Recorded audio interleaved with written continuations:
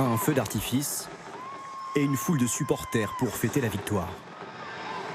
Rassemblés pour la première prise de parole de Joe Biden, les démocrates exultent dans le Delaware, à commencer par la future vice-présidente des États-Unis. J'ai l'immense plaisir de vous présenter le nouveau président des États-Unis d'Amérique, Joe Biden. Arrivé comme un sportif du plus vieux président élu des États-Unis, Joe Biden, 77 ans, savoure.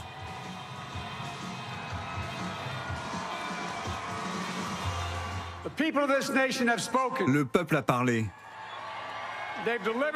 Il nous a donné une victoire claire, une victoire convaincante.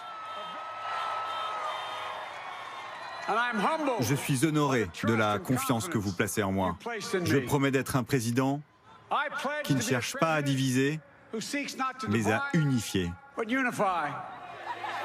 À Philadelphie, les supporters démocrates sont aussi sortis dans la rue pour sabrer le champagne. Après 4 ans de présidence Trump, beaucoup ont un sentiment de délivrance.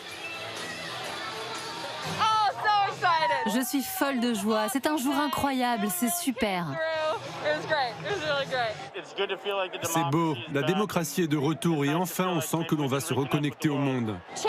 Le changement que ce pays mérite commence maintenant. Il reste beaucoup de travail à accomplir, mais c'est un bon début.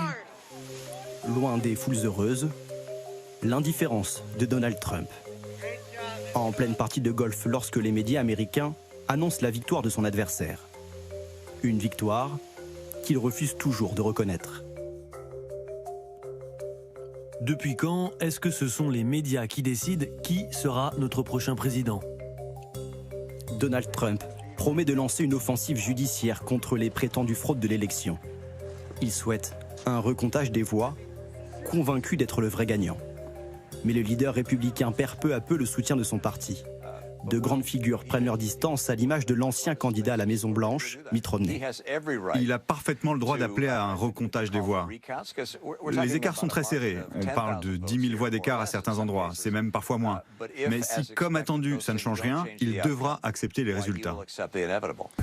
Mitt Romney a lui reconnu la victoire de Joe Biden, tout comme une autre figure du parti, l'ancien président des États-Unis, George Bush.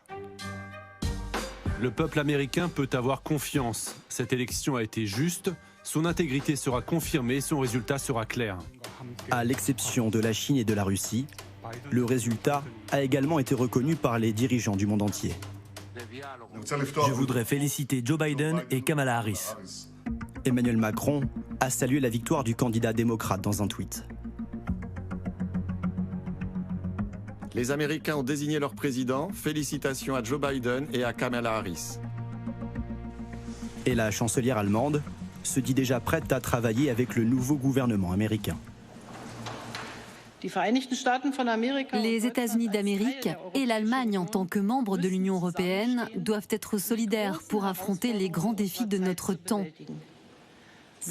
Côte à côte, pour lutter contre l'épidémie de coronavirus, la lutte contre le réchauffement climatique et ses conséquences.